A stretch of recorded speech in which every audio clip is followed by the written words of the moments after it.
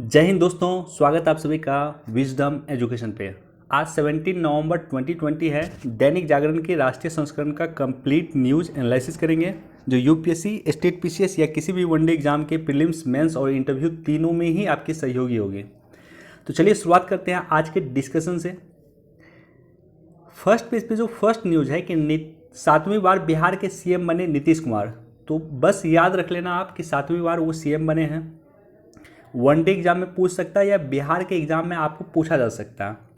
आपके लिए क्या इंपॉर्टेंट है एज ए यूपीएससी एस्पायरेंट और as a state PCS aspirant? आपके लिए सबसे अधिक इम्पॉर्टेंट है कि मंत्रिमंडल का जो गठन होता है किस आर्टिकल के तहत होता है, उसके बारे में जानकारी आपको होना चाहिए। विधानमंडल का जो गठन होता है वो किस आर्टिकल के तहत होता है, उसके बारे में आपको जानकारी होना चाहिए। राज्यपाल जो मुख्यमंत्री को शपथ दिलाता है उसका क्या प्रावधान है। ये सब जो बेसिक कॉन्सेप्ट हैं या बेसिक जो आर्टिकल है संविधान में दिया हुआ, उसके बारे में आपको जानकारी होना चाहिए। इससे अधिक आपके लिए इम्पॉर्टेंट नहीं है। बाकी जो बिहार स्पेशल की तैयारी करते हैं वो लोग चीफ मिनिस्टर का नाम और साथ ही साथ उप मुख्यमंत्री का नाम देख लें। 2 उप मुख्यमंत्री का चुनाव किया गया है, एक है रेणु देवी और दूसरा है तारकिशोर प्रसाद।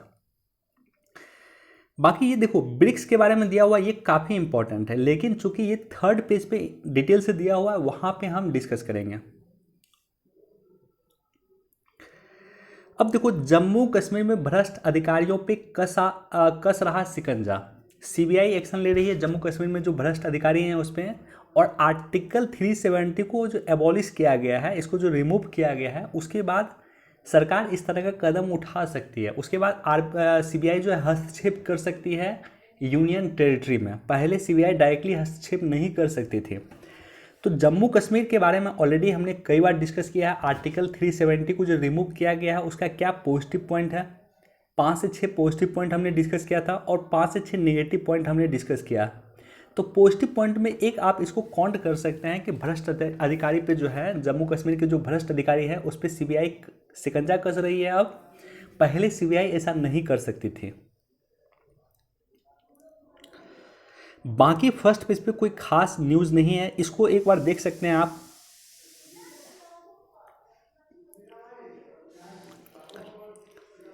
देखो ब्रिक्स के बारे में यहाँ पर डिस्कस किया गया।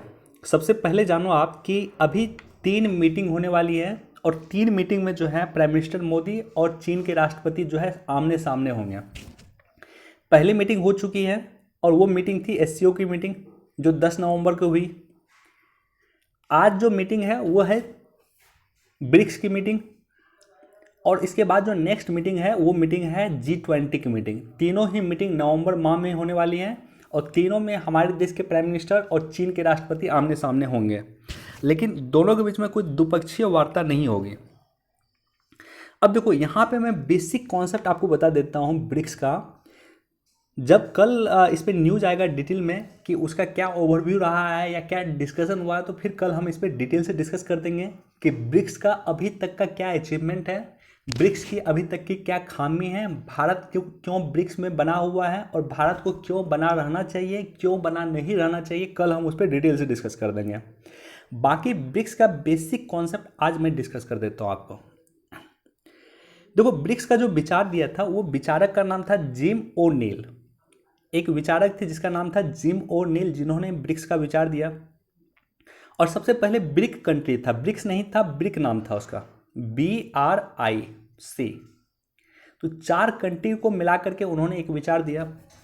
उनका कहना था कि ब्रिक में जो पहला देश है बी फॉर ब्राज़ील। ब्राज़ील जो है प्राकृतिक गैस के लिए फेमस है, रसिया प्राकृतिक गैस के लिए फेमस है, इंडिया जो है सेवा सेक्टर के लिए फेमस है, सेवा क्षेत्र के लिए फेमस है, और चाइना जो है विनिर्माण सेक्टर के लिए फेमस है।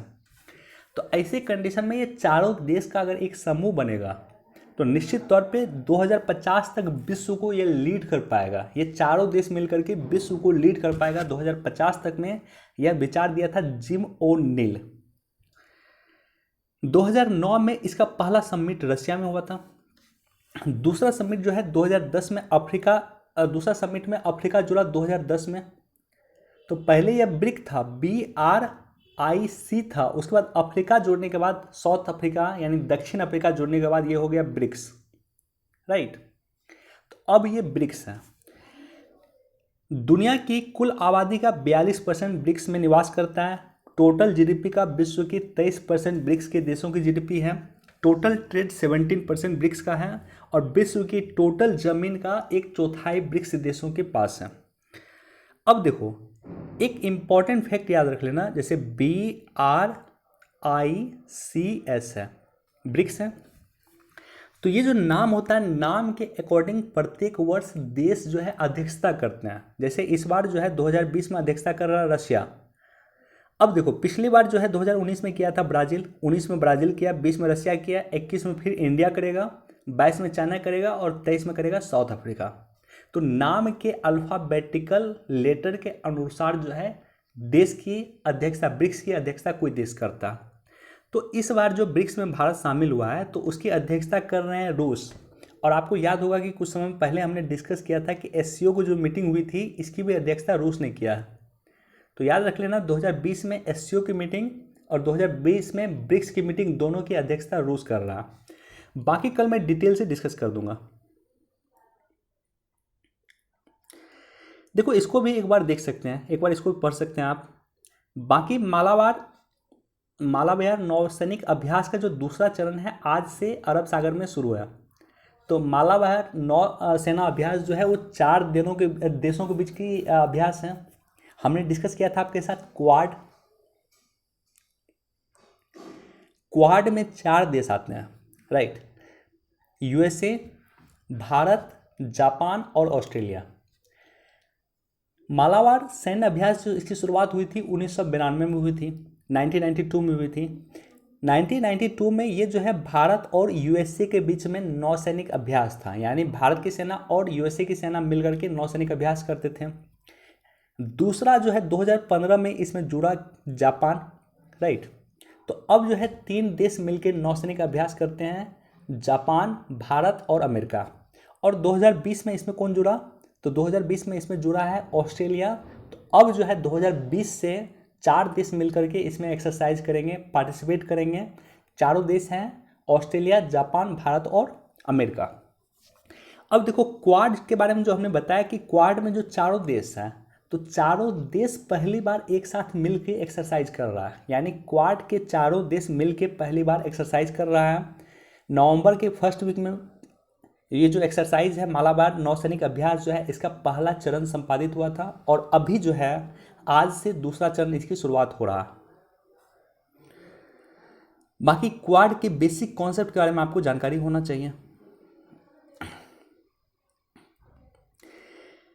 लोकल फॉर वोकल के लिए साधु संतों के सहयोग की जरूरत है। तो यहाँ पे बस एक बेसिक इंफॉर्मेशन आपको याद रखना है कि जैन आचार्य थे विजय वल्लभ सूरीश्वर जी महाराज, जैन आचार्य हैं। इनको इनकी 151वीं जयंती पे सॉरी, जैन आचार्य विजय वल्लभ सूरीश्वर जी महाराज की 181वीं जयंती के अवसर पे स्टैच्यू ऑफ पीस का उद्घाटन किया है। इनकी मूर्ति है जिसका उद्घाटन किया गया है। जैन महाराज है ये, आचार्य विजय वल्लभ सूरीश्वर जी महाराज हैं। 151वीं जयंती पे इनका उद्घाटन किया गया है। इस मूर्ति का जो नाम है वो है स्टैच्यू ऑफ पीस। इससे पहले आपने देखा है कि स्टैच्यू ऑफ यूनिटी जो सरदार वल्लभ भाई पटेल की मूर्ति है उसका उद्घाटन भी प्राइम मिनिस्टर ने किया था। तो बस वनडे एग्जाम में पूछा जा सकता है आपसे कि स्टैच्यू ऑफ पीस किससे संबंधित है, राइट। तो याद रख लेना, ये जैन महाराज विजय वल्लभ सूरीश्वर जी महाराज से संबंधित हैं।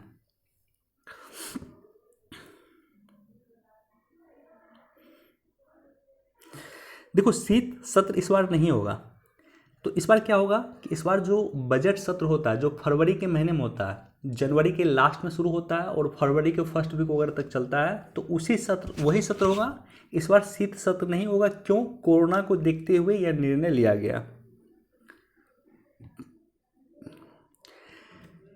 एक डिटेल एनालिसिस इस पर हम करेंगे। पंजाब में देखो, किसान आंदोलन जो चल रहा है पंजाब में, वो केंद्र सरकार ने जो किसान बिल पारित किया उसके विरोध में चल रहा है, राइट।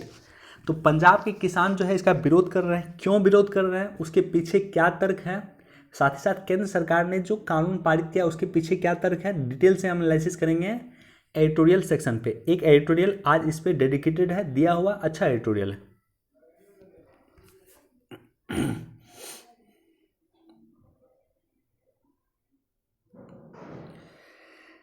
एक बार इसको भी देख सकते हैं, पढ़ सकते हैं, बहुत ज़्यादा इंपॉर्टेंट नहीं है लेकिन जानकारी होना चाहिए। देखो पेपर पढ़ने का सबसे बड़ा फ़ायदा ये है कि जैसे 5G नेटवर्क से रोबोटिक सर्जरी आसान हो सकती है, तो ये एक एज दे देगा। जब भी आप एग्जाम में मान लो 5G के बारे में लिखोगे तो आप लिख सकते हैं कि रोबोटिक सर्जरी किया जा सकता है, या टेली नेटवर्क से जोड़ा जा सकता है, टेली मेडिसिन से इसको जोड़ा जा सकता है। इसलिए 5G नेटवर्क पे भारत सरकार भी काम कर रही है और जल्दी जो है उम्मीद करते हैं कि भारत में भी 5G टेक्नोलॉजी आ जाएगी।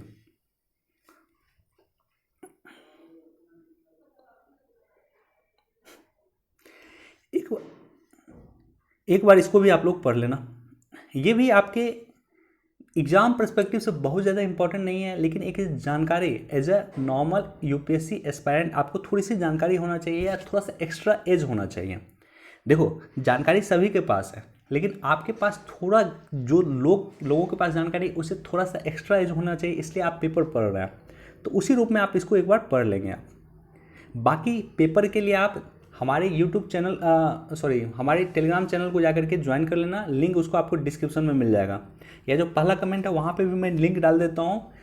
लिंक खोल के आप हमारे टेलीग्राम चैनल को ज्वाइन कर लें और वहाँ पर प्रत्येक दिन आपको पेपर मिल जाएगा और इस तरह से हाईलाइटेड पेपर मिलेगा।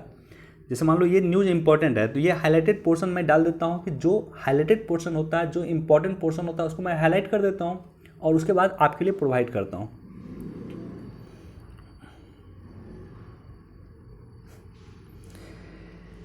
देखो भरत झुनझुनवाला का आर्टिकल हमेशा इंपॉर्टेंट होता है, लेकिन ये आर्टिकल मैं पढ़ा लेकिन इसको मुझे कुछ खास इसमें समझ नहीं आया कि किस तरह से इसको एनालिसिस किया जाए। बाकी इसको खुद से पढ़ना ज़रूर, राइट। मुझे खुद बहुत अच्छा से समझ में नहीं आया कि ये आखिर कहना क्या चाहते हैं, लेकिन इन्होंने एक पॉइंट जो बोला खपत का सिद्धांत, क्या होता है खपत का सिद्धांत, बेसिक मैं आपके साथ डिस्कस कर देता हूँ।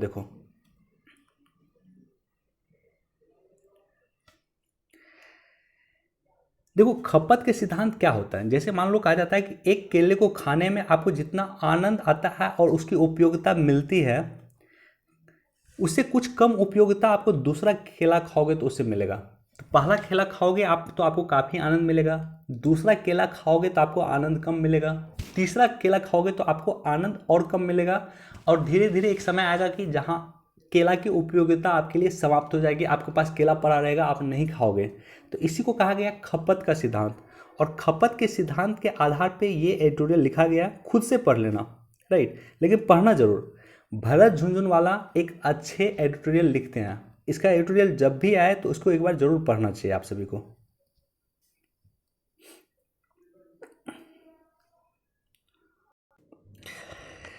देखो एडिटोरियल जब भी पढ़ो उसके राइटर के बारे में जरूर जाकर देख लो कि राइटर कौन है। जैसे ये हैं अशोक ठाकुर जी, तो ये जो देखो नफेड से जुड़े हुए हैं। नफेड एक सहकारी संस्था है, इसके बारे में आपको पता है। तो नफेड से जुड़े हुए हैं तो इन्होंने अपना पक्ष लिखा होगा, अच्छे से लिखा होगा। यही मान लो अगर बीजेपी के कोई प्रवक्ता का एडिटोरियल होता तो वो सरकार की बड़ाई करते हैं, और कांग्रेस के प्रवक्ता का होता तो वो सरकार की बुराई करते हैं, राइट। तो वो बहुत ज़्यादा रिलेवेंट आपके लिए नहीं होता, लेकिन ये एडिटोरियल एक निदेशक ने लिखा है, इसलिए आपके लिए कहीं अधिक इंपॉर्टेंट है। देखो इसके बारे में हम पहले भी हमने डिस्कस किया है, कुछ एक्स्ट्रा पॉइंट इन्होंने बताया जिस पे मुझे डिस्कस करना है आपके साथ। और साथ ही साथ मैं बताया कि पंजाब में लगातार विद्रोह चल रहा है एग्रीकल्चर बिल को लेकर के, जो केंद्र सरकार ने पारित किया था, तो उसको भी मैं यहाँ कनेक्ट करूँगा आपके साथ। सबसे पहले बात कि सरकार ने 3 बिल पारित किया, सरकार ने 3 बिल पारित किया है। पहला अधिनियम जो बना है वो एपीएमसी एक्ट बना है, कृषि उपज वाणिज्य एवं व्यापार संवर्धन एवं सुविधा अधिनियम 2020, इसी को कहा गया है एपीएमसी एक्ट।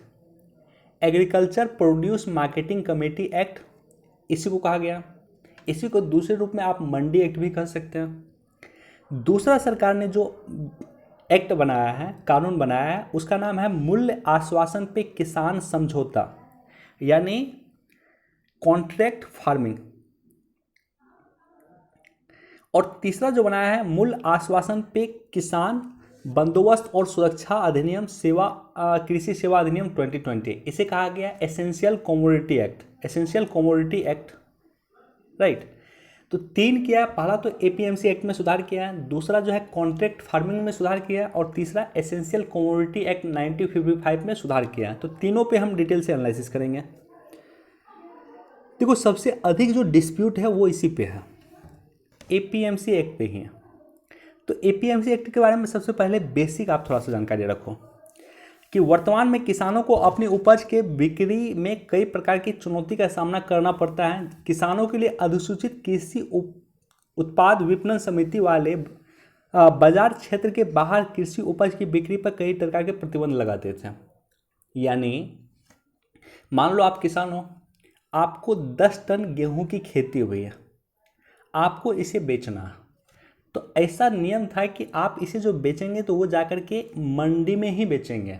एपीएमसी एक्ट के तहत जो मंडी अधिसूचित है वहीं पे जाकर बेचेंगे, उसके बाहर आप नहीं बेच सकते हैं। तो ये इस तरह का प्रतिबंध लगा हुआ था किसानों पे, जिसे एपीएमसी एक्ट जो इस बार संशोधन किया गया उसके माध्यम से दूर करने का प्रयास किया गया।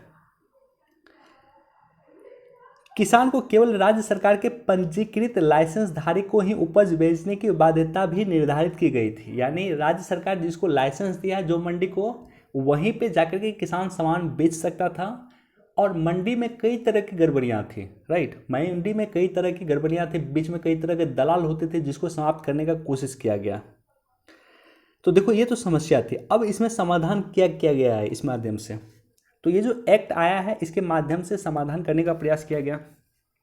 पहला समाधान कि इस अधिनियम के माध्यम से नए पारिस्थितिक तंत्र की स्थापना में सहायता मिलेगी, जहां किसानों और व्यापारियों को कृषि उपज की खरीद और बिक्री के लिए अधिक विकल्प होंगे।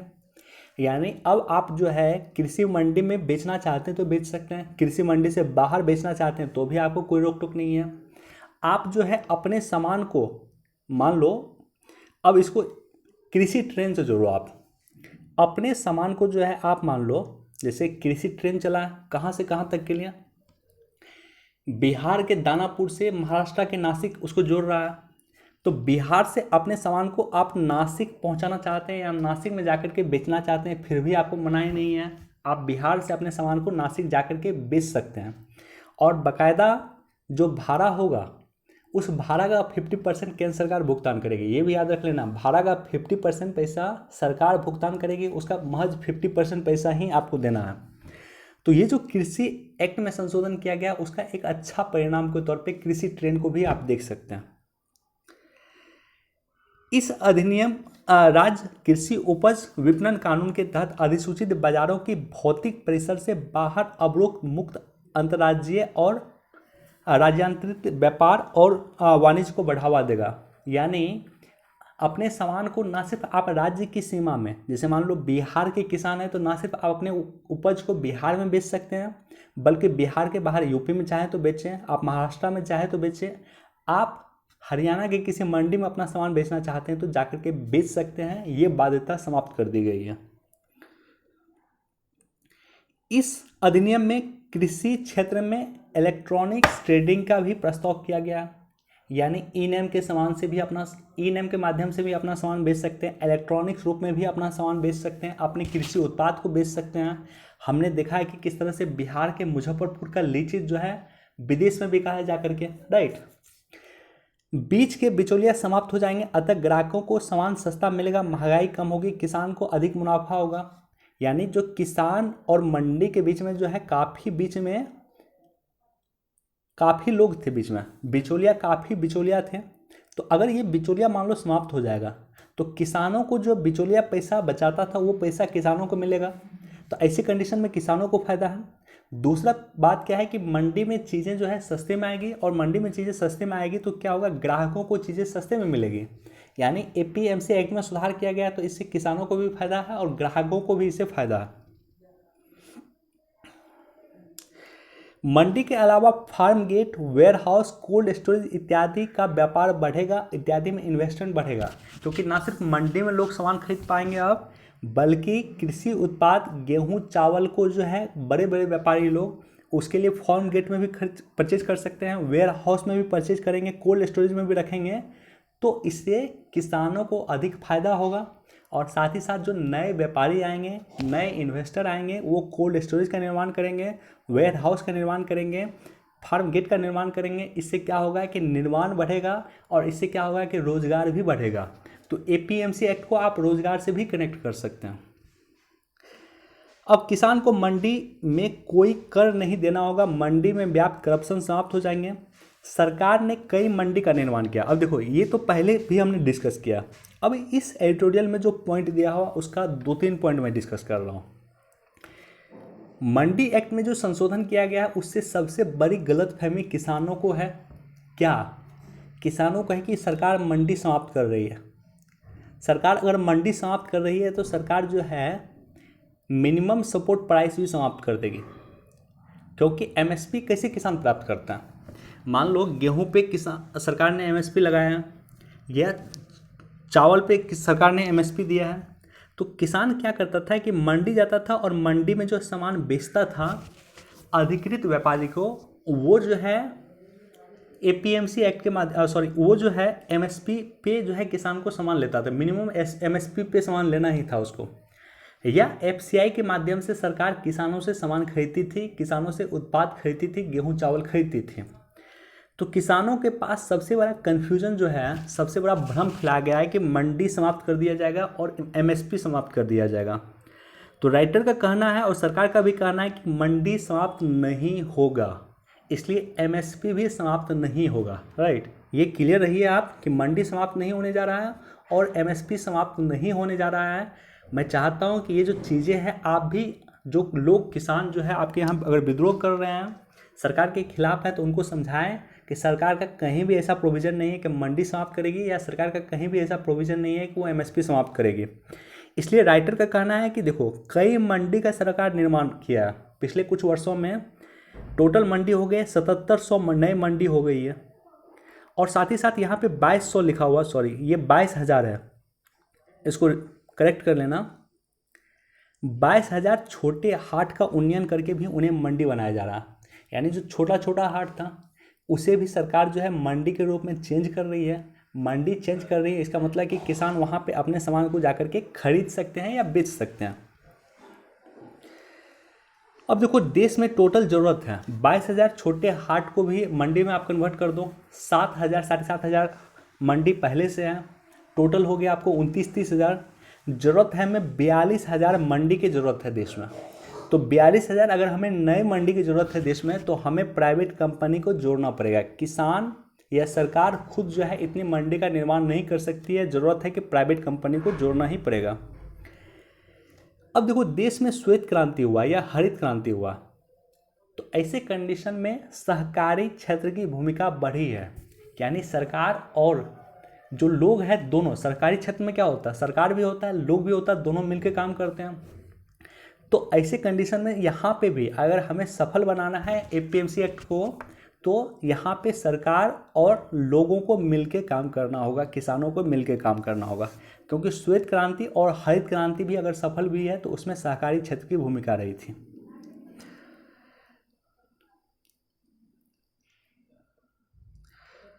अब देखो, यहाँ पे हानि का कुछ पक्ष दिया हुआ। हानि का जो कुछ पक्ष है वही पक्ष है जो हमने आपके साथ डिस्कस किया कि सबसे अधिक जो है किसान की सबसे बड़ी जो प्रॉब्लम है वो ये सोच रहे हैं कि मंडी एमएसपी समाप्त हो जाएगा, या वो सोच रहे हैं कि मंडी समाप्त होगा, जबकि सरकार ने क्लियर किया है कि ना तो मंडी समाप्त होगा ना तो एमएसपी समाप्त होगा। और दूसरा सबसे बड़ा इंपॉर्टेंट फैक्ट याद रख लेना, जो विरोध हो रहा है खास करके वैसे राज्यों में अधिक विरोध हो रहा है जहाँ पे केंद्र सरकार में जो पार्टी सत्ता में है उस पार्टी की सरकार किसी अन्य राज्य में नहीं है। यानी बीजेपी की सरकार जहाँ पे नहीं है वहाँ पे अधिक विरोध हो रहा है। तो उसका सबसे बड़ा रीज़न क्या है कि राज्यों को राजस्व का नुकसान होगा। देखो, कृषि जो है राज्य सूची का विषय है, केंद्र सरकार ने इस पर कानून बनाया, पहली बात। दूसरी बात क्या है कि राज्य को अधिक नुकसान होगा। क्योंकि जो मंडी होती थी, मंडी के माध्यम से अधिक से अधिक राजस्व जाता था किसको, जाता था राज्य सरकार को, जो अब नुकसान हो सकता है क्योंकि किसान मंडी में बाध्य नहीं है अपने सामान को बेचने के लिए। अब किसान, मान लो बिहार का किसान है, अपने सामान को मान लो अगर बेचेगा हरियाणा में, तो किसको फ़ायदा होगा? हरियाणा गवर्नमेंट को फ़ायदा होगा वहाँ पे, राइट। या किसान मंडी में अगर सामान नहीं बेचता, मान लो मंडी में अगर किसान अपना सामान नहीं बेचता है, तो ऐसे कंडीशन में सरकार को तो टैक्स नहीं जाएगा। तो ऐसे कंडीशन में राज्य सरकार को काफ़ी नुकसान हो रहा है, या राज्य सरकार को काफ़ी नुकसान होगा। इसलिए देखना कि जहां अपोजिट पार्टी की सरकार है वो अधिक विरोध कर रहा है। सरकार का पक्ष मैंने आपको बता दिया कि ना तो मंडी समाप्त होगी, ना तो एमएसपी समाप्त होगा, ना ही सरकारी खरीद समाप्त होगी। अब दूसरा देखो, आवश्यक वस्तु संशोधन अधिनियम 2020 क्या है? आवश्यक वस्तु संशोधन अधिनियम यानी एसेंशियल कमोडिटी एक्ट। देखो इसमें क्या है, इसके अंतर्गत अकाल, युद्ध जैसी असामान्य परिस्थिति को छोड़ के, प्राकृतिक आपदा को छोड़ के, अत्यधिक वृद्धि को छोड़ करके जो दलहन, तिलहन, आलू प्याज है आदि को आवश्यक सूची से हटा लिया गया। इसका मतलब हुआ कि दलहन हो गया, तिलहन हो गया, चावल हो गया, दाल हो गया, प्याज हो गया, आलू हो गया, इसका स्टोर अधिक से अधिक कोई व्यक्ति परचेज करके कर सकता है, राइट। मान लो रिलायंस कंपनी है, रिलायंस कंपनी आज के समय में चाहेगी कि वो जो है 100 टन प्याज स्टोर करके रख लें, राइट। क्या 1000 टन प्याज स्टोर करके रख ले, तो उसको कोई मनाही नहीं है। पहले उसको मनाही थी, आज की डेट में उसको मनाही नहीं है। वो जितना टन चाहे उतना टन स्टोर करके रख सकता है और अपने परिस्थिति के अनुसार उसको बेच सकता है, राइट। अब देखो इससे क्या होगा, अगर स्टोर करने की सीमा आपने समाप्त कर दिया, एक कंपनी युद्ध की स्थिति अगर नहीं है, आपदा की स्थिति नहीं है, तो आप अनलिमिटेड मात्रा में चीज़ों को स्टोर करके रख सकते हैं। तो उससे क्या होगा, कृषि में निवेश बढ़ेगा, भंडारण में विशेष करके निवेश बढ़ेगा। एफसीआई का डाटा देखना, एफसीआई का रिपोर्ट देखना, एफसीआई में जितना खाद्यान्न होता है लगभग 1/3 से अधिक प्रत्येक वर्ष सड़ जाता है। क्यों सड़ जाता है? क्योंकि एफसीआई के गोदाम में अन्न रखने का जगह नहीं होता ढंग से, राइट। तो ये काफ़ी रिपोर्ट इस तरह का बताया कि देश में सबसे अधिक समस्या है भंडारण की, सबसे अधिक समस्या है। किसान जो है अन्न उपजाता है और उस अन्न को जो है एफसीआई खरीदती है, लेकिन वो ढंग से उसको स्टोर करके नहीं रख सकता है, और ऐसी कंडीशन में लाखों टन अनाज प्रत्येक वर्ष सड़ जाते हैं। तो अब देखो, प्राइवेट कंपनी को अगर सरकार ने अनुमति दी है कि आप किसान से परचेज करिए, जितना चाहे उतना परचेज करके आप स्टोर करके रख सकते हैं, तो ऐसे में क्या होगा, जो कोल्ड स्टोरेज है उसका निर्माण सबसे अधिक होगा, कृषि में निवेश बढ़ेगा, कोल्ड स्टोरेज का निर्माण अधिक होगा, एफसीआई के लाखों टन अनाज प्रत्येक वर्ष सड़ जाते थे वो बचेगा, कीमत में स्थिरता आएगी और कृषि उत्पाद को नुकसान कम होगा, किसान की फसल बर्बादी नहीं होगी क्योंकि व्यापारी इसे खरीद लेंगे। ये सारा का सारा पॉजिटिव पॉइंट है। अब देखो निगेटिव पॉइंट क्या है, पूरे भारत का, कुछ लोगों का सोचना है पूरे भारत का मान लो जितना भी आलू है, पोटैटो है, एक सिंगल कंपनी मान लो रिलायंस ने इसको परचेज कर लिया, तो ऐसे कंडीशन में रिलायंस क्या करेगा कि मन माफिक कीमतों को बढ़ा सकता, राइट। मार्केट को मोनोपोली से बचाना चाहिए, ये कहा जाता है कि किसी एक कंपनी का मोनोपोली नहीं होना चाहिए। तो असमान स्थिति में कीमत काफ़ी बढ़ सकता है और बड़ी कंपनी भंडारण करेंगी और बाजार पे नियंत्रण स्थापित करेगी, ये कोशिश करेगी बड़ी कंपनी, इस पे शक किया जा सकता है। और तीसरा देखो, मूल्य आश्वासन पे किसान बंदोबस्त और सुरक्षा समझौता कृषि सेवा अधिनियम 2020, काफ़ी बड़ा नाम है, छोटा नाम याद रख लोगों, कॉन्ट्रैक्ट फार्मिंग, ठीक है।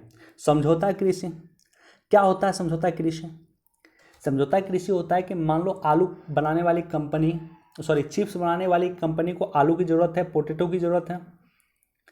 उन्होंने क्या किया कि कंपनी किसान से कंसल्ट किया, फार्मर से कंसल्ट किया, और फार्मर को बोला कि आप एक काम कीजिए, उपजाइए आलू, जितना आप आलू उपजाएंगे उसको मैं परचेज कर लूँगा। तो इसी को कहा गया कॉन्ट्रैक्ट फार्मिंग, यानी किसान श्योर है कि जितना हम आलू उपज करेंगे वो ये व्यक्ति खरीद लेगा।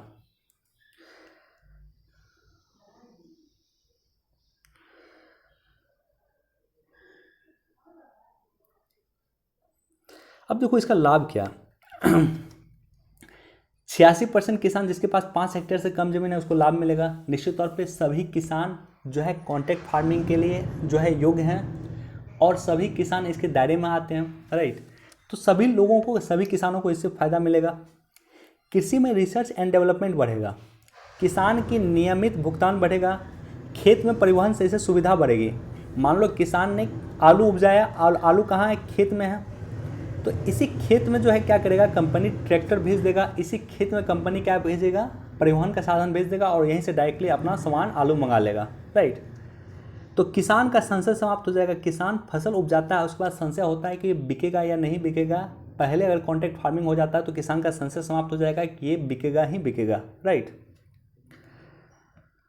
अब देखो हानि का पक्ष क्या है, नेगेटिव पक्ष क्या है। हानि का पहला पक्ष यह है कि कॉन्ट्रैक्ट में किसान का पक्ष कमज़ोर होगा। किसान लाचार होते हैं, किसान अनपढ़ होते हैं, तो ऐसी कंडीशन में जो कंपनी के साथ उसका कॉन्ट्रैक्ट होगा, निश्चित तौर पे किसान का पक्ष कमज़ोर होगा।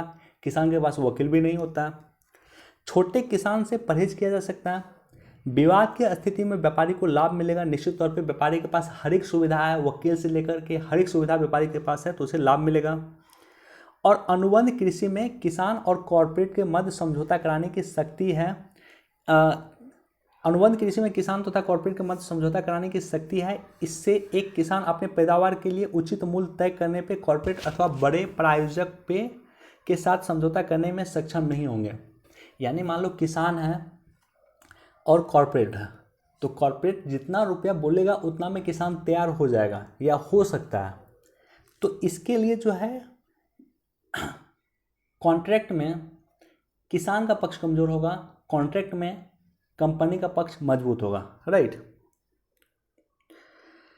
तो ये बेसिक पॉइंट है। हालांकि देखो इस एडिटोरियल में जो डिस्कस किया गया है वो डिस्कस किया गया है अधिकतर एपीएमसी एक्ट में जो सरकार ने संशोधन किया उसी को लेकर के।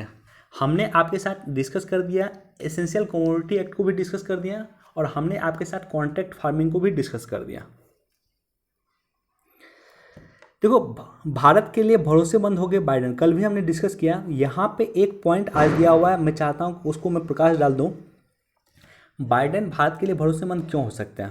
पहला स्टेटमेंट, पहला रीजन कि 2006 में ही बाइडेन ने कहा था कि भारत को के साथ अमेरिका का संबंध 2020 तक मजबूत होना चाहिए, भारत अमेरिका का सबसे अच्छा मित्र होना चाहिए 2020 तक, ये 2006 में बाइडेन ने कहा था।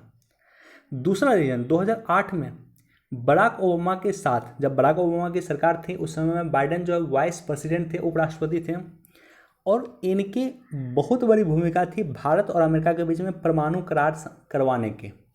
इंडिया और यूएस के बीच में जो परमाणु समझौता हुआ था 2008 में हुआ था, मनमोहन सिंह की सरकार थी उस समय में, तो उसमें काफ़ी बड़ी भूमिका थी बाइडेन की। इसलिए बाइडेन के आने से भारत जो है मजबूत होगा, भारत कमज़ोर नहीं होगा।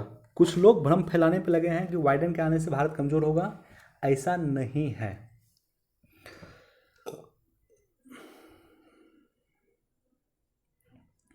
इसको भी देख सकते हैं, दिल्ली का एयर क्वालिटी इंडेक्स दीपावली के समय में काफ़ी ख़राब स्थिति में होता है। हालांकि एयर क्वालिटी इंडेक्स या एयर पोल्यूशन पे कई बार हमने डिस्कस किया, आज हम इस पर डिस्कस नहीं करने वाले हैं, लेकिन एक बार पढ़ सकते हैं। देखो जेम पोर्टल पे जो है साल भर में स्टार्टअप दुगुना हो गया। जितना स्टार्टअप की संख्या थी लगभग 3509 थी और अब हो गया 7438 हो गया, दुगुना स्टार्टअप हो गया है। जेम पोर्टल पे क्या है, GeM government e market place, right. GeM एक तरह से पोर्टल है, इस पोर्टल को सरकार मैनेज करती है। वहाँ पे जाकर के अगर आप कोई सामान, मान लो आप कुछ बनाते हो, जूता मान लो आप बनाते हो, तो जूता को जाकर के वहाँ पर रजिस्टर करोगे, कोई परचेज करने वाला या खरीदने वाला कोई कंपनी होगा या व्यक्ति होगा तो वहाँ से भी परचेज कर सकता है। तो काफ़ी संख्या में स्टार्टअप जेम पे रजिस्टर हो रही है अपने प्रोडक्ट को लेकर के। जीएसटी फर्जीवाड़ा रोकने की कवायदा शुरू, तो एक बार इसको भी देख सकते हैं। खास करके ये पॉइंट जरूर पढ़ लेना कि सरकार क्या क्या कदम उठा रही है जीएसटी को रोकने के लिए। मैं इस पर डिस्कस इसलिए नहीं करूंगा कि इसका ड्राफ्ट अभी तक नहीं आया।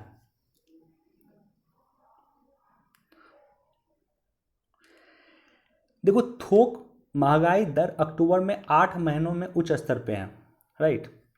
तो थोक मूल्य सूचकांक कितना है बहुत ज़्यादा इंपॉर्टेंट नहीं है, बस ये याद रख लेना कि इसको जो प्रकाशित करता है वाणिज्य और उद्योग मंत्रालय के द्वारा इसको प्रकाशित किया जाता है। थोक प्राइस इंडेक्स यानी WPI, होलसेल प्राइस इंडेक्स अंग्रेजी में कहा जाता है, इसे प्रकाशित करता है वाणिज्य मंत्रालय। और दूसरी तरफ होता है CPI, कंज्यूमर प्राइस इंडेक्स होता है, उपभोक्ता मूल्य सूचकांक। इसे प्रकाशित करता है CSO। तो ये बेसिक कॉन्सेप्ट याद रख लेना कि CSO कंज्यूमर प्राइस इंडेक्स होता है जो CSO प्रकाशित करता है, और महंगाई देश में इसी CPI के आधार पर नापी जाती है। WPI के आधार पर महंगाई अब नहीं नापी जाती है, पहले नापी जाती थी।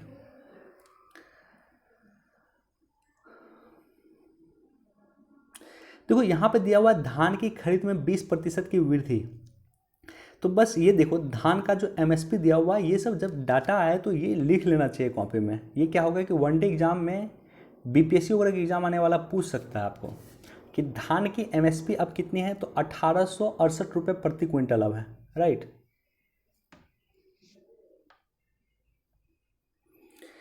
बाकी इसको भी एक बार देख लेना। देखो ये काफ़ी इंपॉर्टेंट है, इसको मैं थोड़ा सा आपको डिस्कस कर देता हूँ कि आखिर डंपिंग क्या होता है और एंटी डंपिंग ड्यूटी सरकार लगाती है। आपने सुना होगा एंटी डंपिंग ड्यूटी है। देखो ऐसे होता है एंटी डंपिंग ड्यूटी, इसके बारे में पक्का सुना होगा आपने। डंपिंग क्या होता है कल हमने डिस्कस किया था आरसेप को लेकर के, आज भी पेपर में दिया हुआ, हम डिस्कस नहीं करेंगे आरसेप के बारे में क्योंकि कल हमने डिटेल से डिस्कस किया था। तो आरसेप से जो भारत अलग हुआ है तो उसके बाद क्या कर रहा है चाइना जो है अपने उत्पाद को जो है, मान लो थाईलैंड एक कंट्री है तो थाईलैंड के माध्यम से इंडिया में भेज रहा है। हम चाइना से मान लो उत्पाद कोई मंगाएंगे, राइट, हम चाइना से कोई उत्पाद मंगाएंगे, कोई सामान मान लो मंगाते हैं, मोबाइल मंगाते हैं, तो हम इस पर टैरिफ लगाएंगे। हम चाइना क्या करेगा कि अपने उत्पाद को थाईलैंड भेज देगा और थाईलैंड के माध्यम से इंडिया भेज देगा। चूँकि थाईलैंड और चाइना का फ्री ट्रेड एग्रीमेंट है, ये इसलिए थाईलैंड किसी उत्पाद को चाइना से मंगाता है तो उस पर टैरिफ नहीं लगाता है। और हमारी जो है फ्री ट्रेड एग्रीमेंट आसियान के देशों के साथ है, इसलिए अगर हम कोई उत्पाद मंगाते हैं थाईलैंड से तो हम उस पर टैरिफ नहीं लगाते हैं। यानी चाइना को उत्पाद अप्रत्यक्ष तौर पे बिना टैरिफ के हमारे देश पहुंच रहा है थाईलैंड के माध्यम से, राइट। तो ये जो समस्या क्रिएट हो रही थी, इस समस्या के लिए सरकार ने कंट्री ऑफ ओरिजिन का कॉन्सेप्ट दिया था। यानी मान लो कि अगर एक मोबाइल अब आएगा हमारे पास, मान लो थाईलैंड से आ रहा, मान लो मलेशिया से आ रहा, इंडोनेशिया से आ रहा है, इन देशों के साथ हमारा फ्री ट्रेड एग्रीमेंट है, इस पर हम 1 रुपये भी टैरिफ नहीं लगाते हैं। तो ऐसे कंडीशन में सरकार ने कंट्री ऑफ ओरिजिन का कॉन्सेप्ट दिया। यानी अगर वो मोबाइल आ रहा है तो मोबाइल पे लिखा होना चाहिए कि किस देश का कंट्री ऑफ ओरिजिन है, यानी किस देश में इसका निर्माण हुआ है। और अगर पता चला हमें कि वो चाइना में निर्माण हुआ है तो हम उस पर पक्का टैरिफ लगाएंगे, राइट। तो ये तो टैरिफ का कॉन्सेप्ट था। दूसरा कॉन्सेप्ट है एंटी डंपिंग का। सबसे पहले डंपिंग समझो, उसके बाद एंटी डंपिंग बताऊंगा। मान लेते हैं कि थाईलैंड है, मान लो थाईलैंड है, चूंकि आसियान के सभी देशों के साथ हमारा फ्री ट्रेड एग्रीमेंट है, चाहे वो इंडोनेशिया हो, मलेशिया हो, थाईलैंड हो, म्यांमार हो, कोई भी देश हो। थाईलैंड से मान लेते हैं कि एक जो है वस्तु हम परचेज करते हैं, राइट। थाईलैंड के मार्केट में इस वस्तु की कीमत है 1000 रुपये। थाईलैंड क्या करता है कि थाईलैंड सरकार जो कंपनी बनाती है उस वस्तु, थाईलैंड सरकार उसको जो है प्रोत्साहन राशि देती है और उसको कहती है कि एक काम करो कि आप भारत में जो है 800 रुपये में ही ये सामान भेजो, ठीक है, हम जो 200 रुपया होगा 200 रुपया हम आपको दे देंगे। क्लियर है कॉन्सेप्ट यहाँ तक। थाईलैंड जो है कि एक कंपनी किसी सामान की कीमत है, उस कंपनी के द्वारा बनाए सामान की कीमत, मान लो एक मोबाइल की कीमत, एक मोबाइल जो थाईलैंड की एक प्राइवेट कंपनी बनाती है जिसकी कीमत थाईलैंड में 1000 रुपये है, और उसी मोबाइल को अगर इंडिया भेजा जाता है तो उसकी कीमत 800 रुपये में इंडिया में भेजा जाता है। बाकी जो है इसी को कहा गया डंपिंग, यानी अपने देश में जो सामान है उससे सस्ता सामान अन्य देशों में भेजना।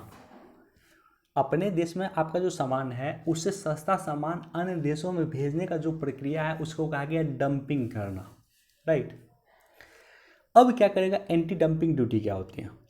सरकार को पता चल गया कि चलो ये तो थाईलैंड में 1000 रुपये में बेच रहा है इसी सामान को, इसी मोबाइल को, और हमारे देश में 800 रुपये में बेच रहा है, अगर 800 रुपये में आएंगे तो लोग इसको अधिक से अधिक परचेज करेगा, और 800 रुपये में आ गया तो हमारा घरेलू उद्योग तबाह हो जाएगा। तो ऐसे कंडीशन में सरकार क्या करती है कि उस पर 200 रुपये का एंटी डंपिंग ड्यूटी लगा देती है। तो 800 रुपये का सामान मान लो हमारे देश में आया, 200 रुपये का सरकार ने एंटी डंपिंग ड्यूटी लगा दिया, टोटल 1000 का सामान हो गया। तो जो कॉस्ट थाईलैंड में मिल रहा था उसी कॉस्ट को अब इंडिया उसको इक्विवेलेंट उसके टैरिफ लगा देती है। इसी को कहा गया एंटी डंपिंग ड्यूटी। तो इस न्यूज़ को अगर आप पढ़ोगे तो कई देश जो है भारत में अपने सामान को डंप कर रहे हैं, यानी अपने देश से सस्ता सामान जो है भेज रहे हैं भारत में, यानी भारत के मार्केट पे वो देश कब्जा करना चाहते हैं। कई आसियान के देश जो भारत के मार्केट पे कब्जा करना चाहते हैं। इससे क्या होगा कि भारत का जो घरेलू उद्योग है वो तबाह हो जाएगा। तो निश्चित तौर पे उम्मीद करते हैं कि सरकार इसको रोकने का कदम उठा रही होगी।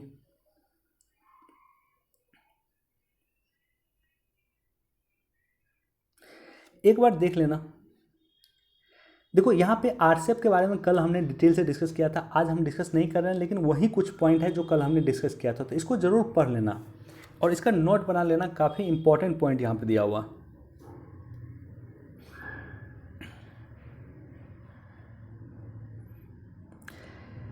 देखो बस यहाँ से एक इन्फॉर्मेशन मैं आपको देना चाहता हूँ कि गंगा प्राधिकरण जो अथॉरिटी है, गंगा प्राधिकरण अथॉरिटी जो है उसकी अध्यक्षता, गंगा प्राधिकरण अथॉरिटी की अध्यक्षता जो लीड करते हैं वो प्राइम मिनिस्टर करते हैं। तो बस बेसिक याद रख लेना, राइट। राष्ट्रीय स्वच्छ गंगा मिशन अब जो है एक कंपनी है हिमालयी पर्यावरण अध्ययन एवं संरक्षण संगठन, इसके साथ जो है मिलकर काम करेगा। बहुत अधिक इंपॉर्टेंट नहीं है, बस ये याद रखना कि गंगा प्राधिकरण को जो लीड करते हैं वो प्राइम मिनिस्टर करते हैं। ये न्यूज़ काफ़ी इंपॉर्टेंट है। देखो हर राज्य बनेगा गिद्ध संरक्षित क्षेत्र। पहले क्या होता था, जब हम लोग बच्चे थे तो देखते थे गिद्ध काफ़ी होता था। आजकल गिद्ध आपको मिलेगा नहीं, दिखने से भी नहीं मिलेगा। तो क्या रीजन है कि गिद्ध इतना विलुप्त हो रहा है?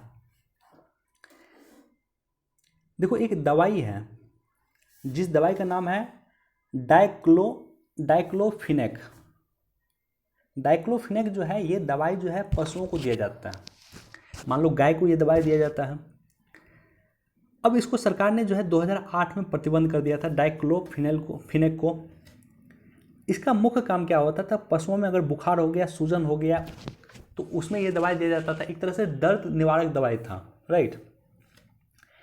अब क्या करता था, मान लो एक गाय में ये दवाई दिया गया, गाय को ये दवाई दिया गया, गाय मर जाती है, उसको जो है लोग जा कर के फेंक देते हैं किसी अमुक जगह पे। पहले क्या होता था कि गिद्ध आता था और गाय को खा के भूमि साफ कर देता था। लेकिन आजकल ऐसा नहीं हो रहा। क्यों? क्योंकि गाय के साथ जो है वो दवाई भी गाय के शरीर में ही रहती है, और गिद्ध अगर डाइक्लोफिनेक खाता है तो गिद्ध मरना शुरू हो जाता है। और काफ़ी संख्या में गाय के माध्यम से या अन्य जानवर के माध्यम से गिद्ध जो है डाइक्लोफिनेक का सेवन करती है और गिद्ध मर रही है। इसलिए 2008 में इस दवाई पर प्रतिबंध किया गया, और यही कारण है कि गिद्ध की संख्या बहुत हद तक समाप्त हो चुकी है, बहुत कम हो गई है अब। वर्तमान में गिद्ध संरक्षण प्रजनन केंद्र गिद्धों की 3 प्रजातियां, जो एक है व्हाइट बैक्ड है, एक है लॉन्ग बिल्ड है और एक है स्लैंड बिल्ड का संरक्षण किया जा रहा है। गिद्ध संरक्षण प्रजनन केंद्र हरियाणा वन विभाग तथा बॉम्बे नेचुरल हिस्ट्री सोसाइटी के द्वारा संयुक्त रूप से चलाया जा रहा है, जो हरियाणा में 2001 में एस्टेब्लिश किया गया था। तो अब सरकार क्या कर रही है कि हर एक राज्य में गिद्ध को सरकार जो है गिद्ध संरक्षण केंद्र सरकार ला रही है। क्यों गिद्ध ला रही है? क्योंकि गिद्ध की संख्या अधिक बढ़ेगी तो जानवर, जो मरा हुआ जानवर किसी खेत में है, किसी ज़मीन पर है, तो उसको क्या करेगा गिद्ध, उसको खा करके समाप्त कर देगा, राइट। तो इसलिए कहा जाता है पारिस्थितिकी तंत्र में सभी की आवश्यकता होती है, गिद्ध की भी आवश्यकता है।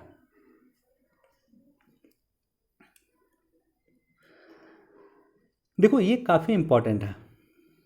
ये इंपॉर्टेंट क्यों है? हमने आपके साथ कुपोषण के बारे में डिस्कस किया है कई बार, और कुपोषण के साथ हमने बताया है कि कुपोषण, देखो हरित क्रांति जब आई 1960 के दशक में, 1966-67 में हरित क्रांति की शुरुआत हुई, भारत आत्मनिर्भर हो गया खाद्यान्न में। और आज के समय में ना सिर्फ हम खाद्यान्न में आत्मनिर्भर हुए हैं, बल्कि हम खाद्यान्न अन्य देशों को सप्लाई कर रहे हैं। बावजूद इसके भारत में सबसे अधिक कुपोषण है विश्व में। यानी खाद्यान्न की मात्रा तो हमने बढ़ाया, 10 टन की जगह 20 टन हमने उत्पादन शुरू कर दिया गेहूं का, लेकिन हमने पोषण की कमी उसमें कहीं न कहीं रह गई और पोषण युक्त हम खाना नहीं दे रहे हैं, इसलिए सबसे अधिक विश्व में कुपोषण भारत में है। अब देखो सरकार अब काम क्या कर रही है, सरकार पोषण युक्त भोजन को बढ़ावा देने का काम कर रही है कि चावल बनाएंगे तो चावल में भी मान लो किस तरह से मिनरल्स रहेगा, किस तरह से खनिज लवक रहेगा उसको हम डालें। आलू बनाएंगे तो उसमें भी किस तरह से खनिज लवक रहेगा वो हम डालें। तो इस तरह से नए नए क्रॉप्स को सरकार प्लांटेशन कर रही है और उसी के तहत इस न्यूज़ को अब कंसर्न करो उससे कि एक नया जो है आलू सरकार या कह सकते हो वैज्ञानिक ने डेवलप किया है और इस कानून से इस जो आलू से क्या होगा कि महिलाओं में जो रक्त की कमी होती है वो दूर होगा, इम्यूनिटी सिस्टम जो होता है वो काफ़ी स्ट्रॉन्ग होगा, आयरन काफ़ी प्रचुर मात्रा में इसमें है, जिंक काफ़ी प्रचुर मात्रा में है। तो यानी ये अगर आलू आप खाते हैं तो आपके जो कुपोषण की समस्या है या जो बच्चों की कुपोषण की समस्या है, महिलाओं की कुपोषण की समस्या है, सब दूर होगा।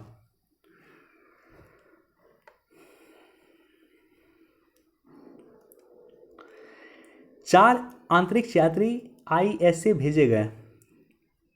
International space station international space station ISS, हाँ इंटरनेशनल स्पेस स्टेशन जो है 4 अंतरिक्ष यात्री भेजे गए। मज़े की बात और सबसे इम्पोर्टेंट बात यह है कि इसको भेजा है एक प्राइवेट कंपनी ने। स्पेस एक्स यहाँ पे दिया हुआ, कभी पढ़ना इसके बारे में या नेट पे कभी जा कर के देखना एलन मस्क के बारे में। एलन मस्क अमेरिका का एक बिजनेसमैन है, यहाँ पर देखो नाम लिखा हुआ एलन मस्क। काफ़ी कह सकते हो विजनरी आदमी है। मंगल पे जो है ये सोच लिया है कि मंगल पे हम लोगों को बसाएंगे, मंगल पे एक सिटी डेवलप करेंगे, तो इतना विजन रखता है। तो इसी की कंपनी है स्पेस एक्स, उसी कंपनी के माध्यम से जो है 4 व्यक्ति को 4 अंतरिक्ष यात्री को भेजा गया ISS हमारा जो स्पेस स्टेशन है जो अंतरिक्ष में है उसमें भेजा गया। और साथ ही साथ यह भी याद रख लेना कि ये जो कंपनी है स्पेस एक्स, इसी कंपनी ने अंतरिक्ष में टूरिज्म को विकसित कर रहा है, यानी किस तरह से अंतरिक्ष में लोग जा कर के घूम के आ सकते हैं। और ऐसा किया भी है, पिछले महीना आई थिंक अक्टूबर वगैरह में ये कंपनी ने ऐसा किया था, कुछ व्यक्ति को अंतरिक्ष में भेजा था जो अंतरिक्ष घूम करके जो आ गए।